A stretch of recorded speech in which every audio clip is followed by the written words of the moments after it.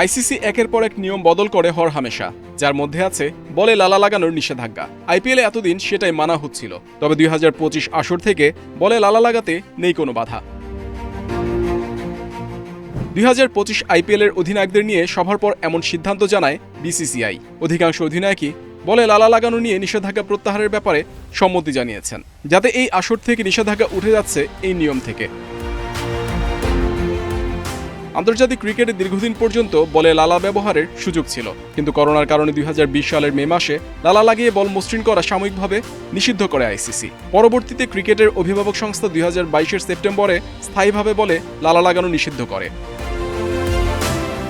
2025 আইপিএলে আইসিসির নিষিদ্ধ নিয়ম যেহেতু ফিরছে, তাতে পেসারদের রিভার্স সুইংয়ে অসুবিধা হবে না। মূলত বোলারদের সুবিধা পাওয়ার জন্যই বলে লালা লাগানোর এই প্রথা ছিল, তবে নতুন বলের একদিকের উজ্জ্বলতা বজায় রাখার জন্য এবং সুইং আদায় করার জন্য বোলাররা এটা করতেন।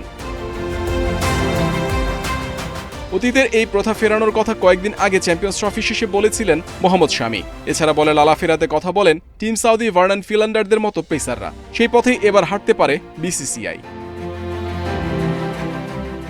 মূলত টেস্ট ক্রিকেটে বোলাররা এই নিয়মে বেশি সুবিধা পেলেও সীমিত ওভারের খেলাতেও তা কার্যকর হতে পারে। আইপিএল বিশ্ব ক্রিকেটের একটি অবিচ্ছেদ্য অঙ্গ এখন, তাই এই টুর্নামেন্টে নিয়ম ফেরানোর কথা ভাবছে বিসিসিআই।